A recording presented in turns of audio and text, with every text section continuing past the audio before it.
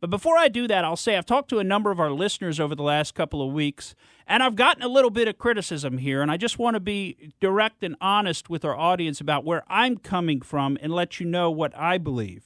So I've gotten some criticism saying, Morgan, I think you're being too politically correct about this stuff. You won't just say what you think. And here's the thing. I want to be honest with the audience. I want everybody to know what I really think. I'm not putting on airs here. I'm not trying to play a role. I'm not trying to, tell you what you expect me to tell you. I'm trying to tell you what I really think.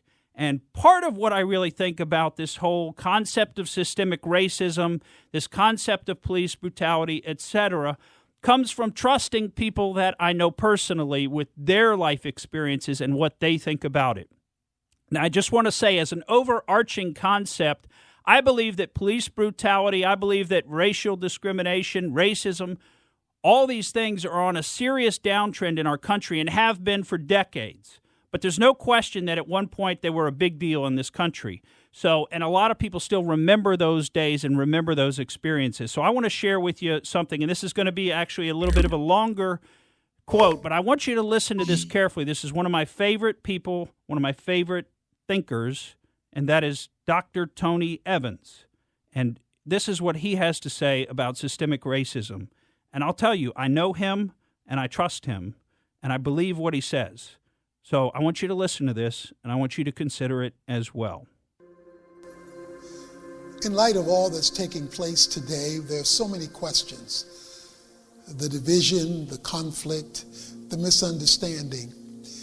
I thought I would take a moment to address one of the subjects that regularly comes up that people are confused about, and that is, what is systemic racism? Well, first of all, let's define racism. Racism is the conscious or unconscious belief in the superiority of one's race over and against another race.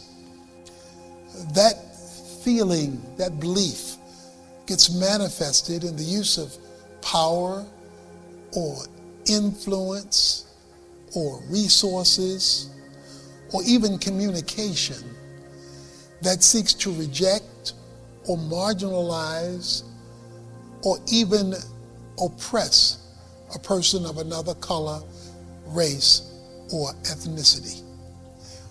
When we talk about systemic racism, we're talking about the presence of racism, as we've just defined it, being embedded into the structures of society, whether those structures are political or economic or legal or medical or related to housing or employment.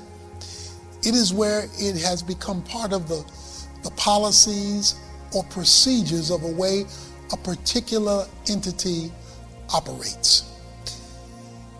Of course, we're all aware of the evil system of slavery. That was a legal system that oppressed a group of people because of the color of their skin. But that got embedded into other structures in society. For example, criminal justice. There was a practice called peonage or debt servitude, where after the 13th Amendment was established granting freedom to slaves, there was a clause that said unless you're a criminal. So what was done was the criminalizing of men for the most minor of infractions so that the 13th Amendment could not be applied.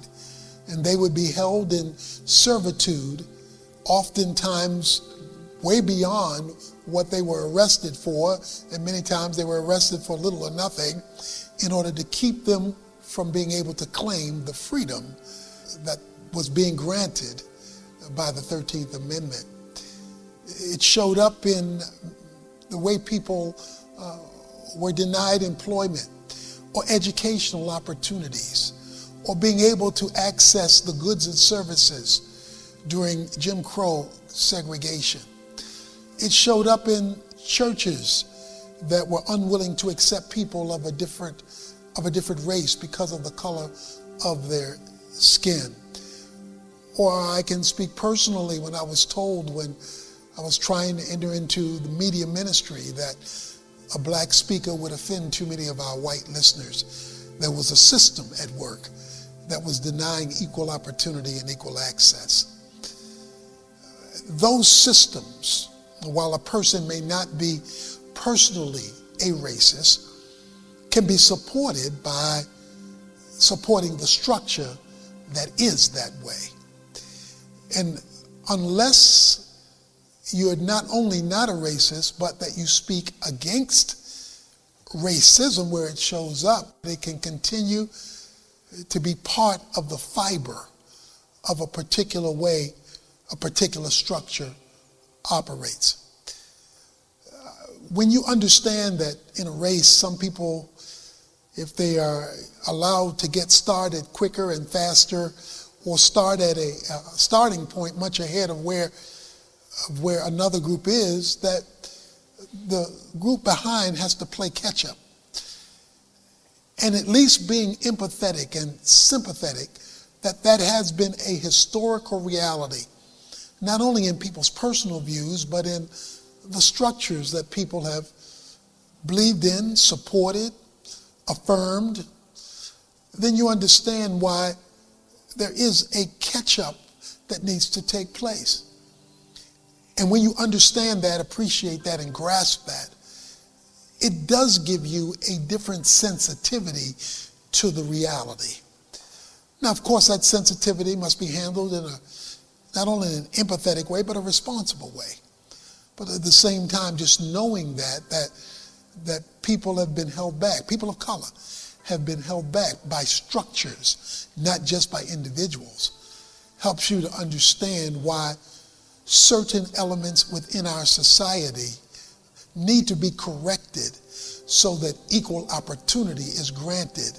The granting that God gives all men and the granting that the United States offers to all of us as well.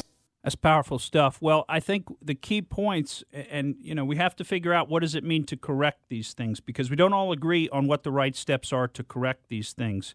But one of the key points he made is the need to be empathetic and sympathetic, that the fact that the system was systemically racist for many years, and probably not within any of our lifetimes was it as bad as it was, like back during Jim Crow. I mean, Pat George, you may have some recollection of those time periods or before. I mean, things used to be pretty bad. And we're going to hear from Bill Barr a little bit later, and he's going to also acknowledge that America's laws were systemically discriminatory for many years. But the question then becomes, what's the right thing to do about it?